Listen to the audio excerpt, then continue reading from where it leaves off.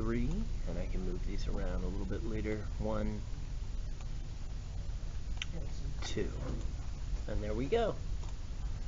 So I'm going to scoot, you can scoot these all around. Just make sure you scoot them together.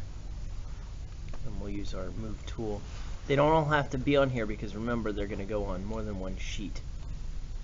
So just kind of like sort of scoot them around. This is kind of annoying when they overlap like this. But I'm holding Shift and I can select more than one of these at a time. I'm not going to do the whole thing. I just want you to see what's going on here.